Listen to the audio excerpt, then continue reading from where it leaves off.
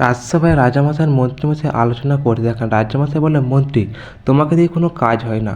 তুমি পুরীতে ভগবানকে পাঠালে গোপালকে জব্দ করার জন্য, কিন্তু ভগবান তো কিছুই করতে পারলো না, গোপালকে তো জব্দ করতে পারলো না।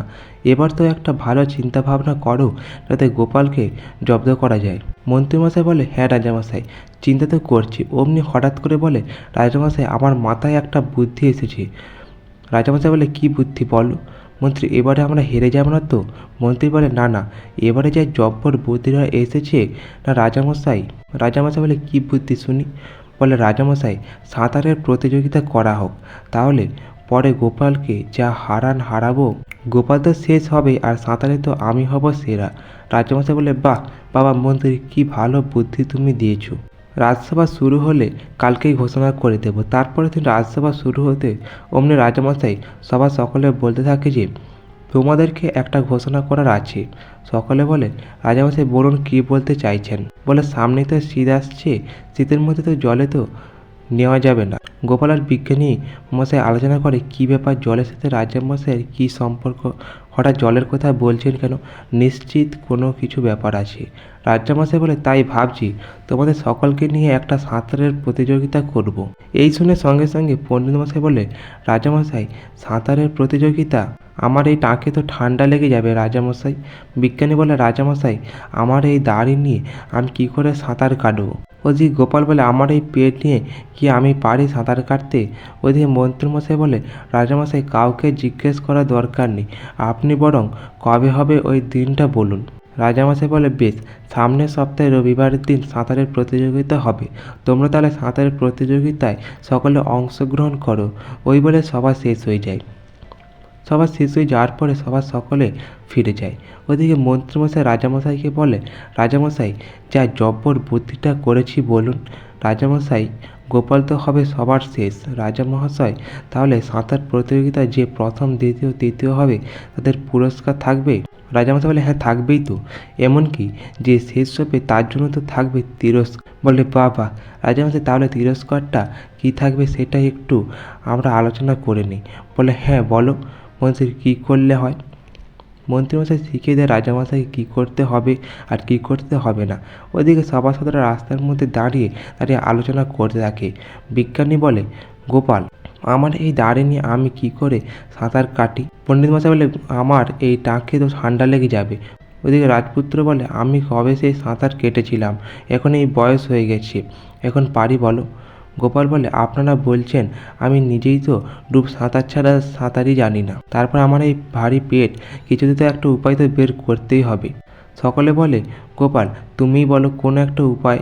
গোপাল বলে, একটা উপায় আছে। রাজামশাই তো আমাদের সাঁতার প্রতিযোগিতায় নাম দিতে বলেছেন, কিন্তু সময়সীমা বেঁধে নেয়নি। আমরা যেরূপ সেরূপ করে সাঁতারটা কেটে নিলেই হবে। তারপর গোপালকে সকলে বলে, বেশ বেশ গোপাল, তাই করলে নইলে হবে। পরের দিন অনুশীলন করতে সকলে জলে নেমে সাঁতার কাটতে থাকে। ওদিকে মন্ত্রীমশাই তো ভালোই সাঁতার কাটতে এগিয়ে চলে যায়। বৈদ্যমশাই, পণ্ডিতমশাই কোনো রকম করে এগোতে থাকে।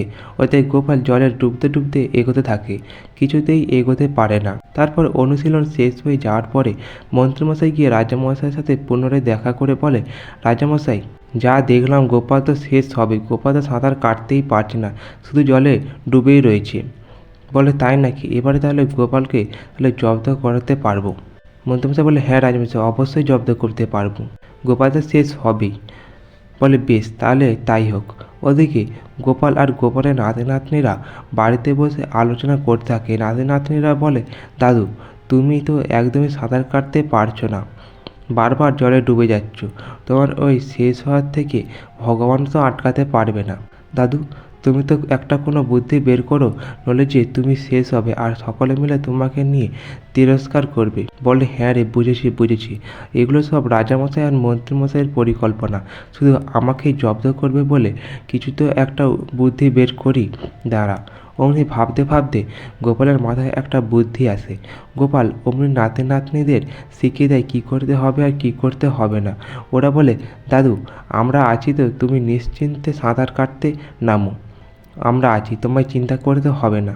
তারপর সাঁতার প্রতিযোগিতার দিন সকলে মিলে উপস্থিত হয়ে যায়। ওদিকে রাজামশাই উপস্থিত আর মন্ত্রীমশাইকে নিয়ে মন্ত্রীমশাই বলে, রাজামশাই তাহলে আপনি এখানটায় আসন গ্রহণ করুন আর এই বাঁশিটার প্রতিযোগিতা শুরু হলেই বাজিয়ে দেবেন। রাজামশাই বলে, কি সবার সকলে তোমরা প্রস্তুত তো? সবার সকলে বলে, হ্যাঁ রাজামশাই। মন্ত্রীমশাই বলে, দেখুন দেখুন কেমন লাগছে ওদেরকে দেখতে। সাঁতারও রাজামশাই প্রতিদিকে বিজ্ঞানী বলে, দেখলে গোপাল কেমন করে আমাদেরকে দেখাচ্ছে, দেখো কেমন করে বলে, দেখাক না, তারপর প্রতিযোগিতা শুরু হোক। অমনি মন্ত্রীমশাই বলে, কি গোপাল, শেষ পর্যন্ত আজকে শেষ হবে না তো? শেষ হলেই কিন্তু তোমার জন্য তিরস্কার রয়েছে। ওদিকে সবার সকলে বলে, দেখেছো গোপাল, ওর আগের থেকে চিন্তা করে নিয়েছে তুমি সাঁতারে শেষ হবে তার জন্য ওরকম করে বলছে। গোপাল মনে মনে ভাবে, বেটা তুই আয় না, আজকে তোকে আমি জব্দ করব। ওদের গুলটে পুঁটি আপনারা প্রস্তুত থাকে। তারপর রাজামশাই বাঁশি বাজানোর সঙ্গে সঙ্গে সকলে জলের মধ্যে ঝাঁপ দিয়ে দেয়। তারপর সাঁতার শুরু হয়ে যায়। ওদিকে মন্ত্রীমশাই ভালো সাঁতার কাটতে কাটতে এগিয়ে যেতে থাকে। রাজামশাই বলে থাকে, বাবা মন্ত্রী এগিয়ে যাও, মন্ত্রী খুব ভালো হচ্ছে, এগিয়ে যাও। ওদিকে নাতি বলে, ও গোপাল দাদু আরও ভালো করে সাঁতার কাটো, এগিয়ে যাও।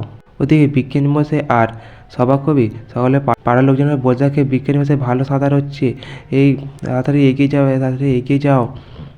সকলে উৎসাহ দিতে থাকে।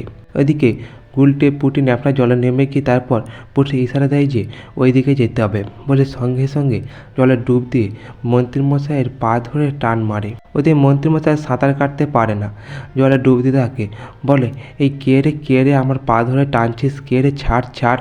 মন্ত্রীমশাইয়ের এই অবস্থা দেখে রাজামশাই বলে, এ কি মন্ত্রী এরকম জলে ডুব দিচ্ছে কেন? এই মন্ত্রী আরে তুমি জলে ডুব দিচ্ছ কেন? এ কি গো? ওইদিকে যে গোপাল সবার সকলে এগিয়ে চলে গেল। এই মন্ত্রী ওদিকে মন্ত্রীকে তো গুলটি আর ন্যাপলা পাতা জলের মধ্যে আটকে বসে রাখে। ওদিকে গোপাল আর সবার সকলে এগিয়ে চলে যায়। তারপর সভাকবি প্রথম হয়ে যায় আর দ্বিতীয় হয় রাজপণ্ডিত। তারপর এক এক করে গোপাল আর সবার সকলে পৌঁছে যায়। ওই যে উপরে উঠে রাজামশাইকে ডাক দেয়, রাজামশাই আসুন এবার তাড়াতাড়ি করে আসুন। রাজামশাই ওদের সাথে এগিয়ে আসে, বলে, রাজামশাই এই তো সভাকবি প্রথম হয়েছে। রাজপণ্ডিত বলে, আমি দ্বিতীয় হয়েছি। অমনি গোপাল বলে, রাজামশাই তাহলে শেষ হলো কে? রাজামশাই বলে, কে আবার? মন্ত্রীমশাই তো জলে দাঁড়িয়ে রয়েছে। সকলে মিলে বলে, এই রে, মন্ত্রী তো শেষ হয়ে গেল। গোপাল বলে, রাজামশাই তাহলে যে শেষ হবে তার জন্য যে তিরস্কার হয়েছে? রাজামশাই বলে, থাকবে না বেটা, মন্ত্রীকে তো আমি ঘোল ঢেলে ন্যাড়া করে ঘোরাবো, বলেছিলাম আগের থেকে, আসুক বেটা মন্ত্রী। অমনি মন্ত্রীমশাই রাজামশাইকে দেখতে পেয়ে ছুটতে পালিয়ে যায়। বলে, রাজামশাই আমাকে ক্ষমা করে দিন, ভুল হয়ে গেছে। রাজামশাই বলে, বেটা তোমায় আমি ছাড়ব না, তোমার জন্য আমার আবার মান সম্মানটা গেল। অমনি বলে রাজামশাই পেছনে তাড়া করতে থাকে। মন্ত্রীমশাই সমানে ছুটে পালিয়ে যায়। ওদের গোপাল বলে, বেটা মন্ত্রী, আমায় জব্দ করবি এবার, নিজে বোঝ ঠেলা। অমনি বলে সবার সকলে হাসাহাসি করতে থাকে। তো আজ এই পর্যন্ত। গল্পটি ভালো লাগলে অবশ্যই চ্যানেলটি সাবস্ক্রাইব করে দেবেন এরকম আরও কিছু গল্প পাওয়ার জন্য।